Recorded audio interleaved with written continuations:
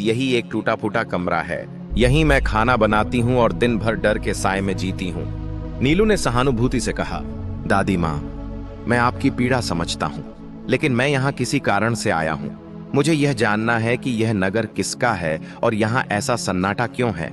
आपको किस बात का भय सताता है? यह सुनते ही बूढ़ी स्त्री और भी डर गई। उसने चारों ओर देखा और धीमी आवाज में कहा, बेटा, इस नगर में असीम खजाना छिपा हुआ है। बूढ़ी माँ ने कांपती आवाज में आगे बताया, बेटा, यहाँ घोड़े, रथ और अनगिनत धन संपत्ति तो बहुत है, लेकिन इन सब का मालिक कोई इंसान नहीं है। इस पूरे नगर पर एक विशाल नाग का राज है। उसका नाम है काली नाग। वही इस खजाने का स्वामी भी है और रक्षक भी। इसी भवन को उसने अपना निवास बना रखा है। यह सुनकर नीलू ने गंभीरता से पूछा, दादी माँ, क्या वह नाग बहुत विशाल और शक्तिशाली है? उसके पास कोई रक्षा या हथियार भी हैं क्या? बूढ़ी स्त्री की आंखों में डर उतर आया। हाँ बेटा, वह बेहद भयानक है। जब भी वह बाहर निकलता है तो अचानक तेज हवाएं चलने लगती हैं। आकाश में धूल भर जाती है, मानो कोई भयंकर तूफान आ रहा हो।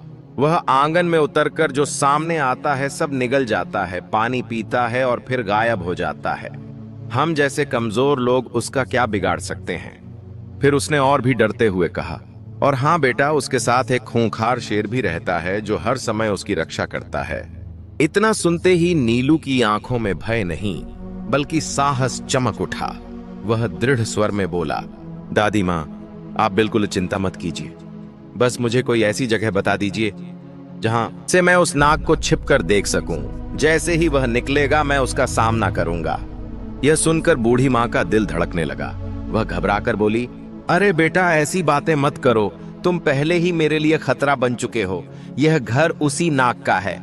अगर उसने तुम्हारी आवाज सुन ली तो हम दोनों मारे जाएंगे। मैं तो यहाँ चुपचाप बर्तन मांजती हूँ और डर के साये में जीती हूँ। लेकिन नीलू ने वीरता से कहा, दादी माँ, बस आप मुझे एक तेज धार वाली तलवार दे दीजिए, बाकी सब मैं संभाल लूंगा। बहुत डरते डरते बूढ़ी माँ भीतर गई और कुछ देर बाद एक चमकती हुई धारदार तलवार लेकर लौटी। उसे नीलू के सामने रखते हुए बोली, हम पहले ही बहुत दुख झेल चुके हैं, लेकिन अगर तुमने ठान ही लिया है तो यह तलवार ले लो। भगवान तुम्हारी रक्षा करे। उसी क्षण बाहर अचानक तेज हवा चलने लगी। आंगन में धूल के बादल उठने लगे, पेड़ झुकने लगे और वातावरण भयावह हो गया। ऐसा प्रतीत हुआ मानो कोई प्रलयंकारी आंधी आ रही हो। बूढ़ी माँ डर के मारे चीख पड़ी, सुना तुमने? यही वही संकेत है, काली नाग आ रहा है। नीलू बिल्कुल भी विचलित नहीं हुआ। उसने आत्मविश्वास से कहा, दादी माँ, अगर वह बड़ा और शक्तिशाली है तो मेरा साहस उससे भी बड़ा है। अभी मैं घर के भीतर हूं और अंदर से लड़ने का मुझे पूरा लाभ मिलेगा। इस मकान में अब या तो वही रहेगा या फिर मैं।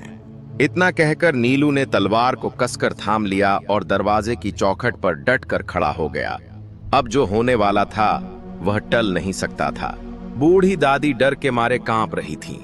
वह बार बार नीलू से विनती कर रही थी, बेटा, यही वह भयानक नाग है जिसने तलवार और ढाल से लैस न जाने कितने वीर योद्धाओं को मार डाला है। तू तो एक छोटा सा पक्षी है, इसका सामना कैसे करेगा? नीलू झुंझलाकर बोला, दादी माँ, कृपया चुप रहिए। किसी चीज को देखकर उसके सामर्थ्य का अनुमान मत लगाइए। थोड़ा धैर्य रखिए, फिर देखिए आगे क्या होता है। कुछ ही क्षणों में आंगन में तेज हवाएं चलने लगीं। धूल का गुबार उठ गया और वातावरण भयावह हो गया। तभी 7 सिरों वाला काली नाग सरसराता हुआ आंगन में घुस आया। उसने इधर उधर रखे बर्तनों में पड़ा सारा भोजन निगल लिया। फिर वह दरवाजे के पास आकर फुफकारते हुए बोला, आज घर के भीतर से कोई अनजानी गंध क्यों आ रही है? बूढ़ी दादी डरते डरते बोली, नहीं नहीं, कोई नई गंध नहीं है। शायद सुबह मैंने अपने कपड़ों पर थोड़ा इत्र लगा लिया था, उसी की खुशबू होगी। उसी समय नीलू दरवाजे की ओट में तलवार लिए तैयार खड़ा था। जैसे ही काली नाग ने अपना पहला सिर भीतर डाला, नीलू ने बिजली की गति से वार किया और उसका एक सिर अलग हो गया। नाग तड़प उठा और दूसरा सिर भीतर घुसाया, वह भी कट गया। तीसरा सिर आया, वह भी धराशायी हो गया। क्रोधित होकर काली नाग ने चौथा और पांचवां सिर झोंक दिया, लेकिन नीलू ने बिना रुके उन्हें भी काट गिराया। छठा सिर भीतर लाते हुए नाग गर्जा, कौन है जो मुझे ललकार रहा है? उत्तर देने से पहले ही नीलू ने छठा सिर भी अलग कर दिया। अब केवल 7वां सिर शेष था। नीलू ने गरजते हुए कहा, तेरा समय अब समाप्त हो चुका है। तूने बहुतों को डराया है, लेकिन इस द्वार पर तेरा अंत निश्चित है। इतना कहते ही उसने अंतिम प्रहार किया और 7वां सिर भी धड़ से अलग हो गया।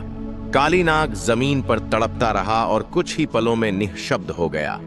यह युद्ध इतना भयानक था कि विजय के बाद नीलू का शरीर जवाब दे गया। वह थकान और चोटों के कारण वहीं गिर पड़ा और बेहोश हो गया।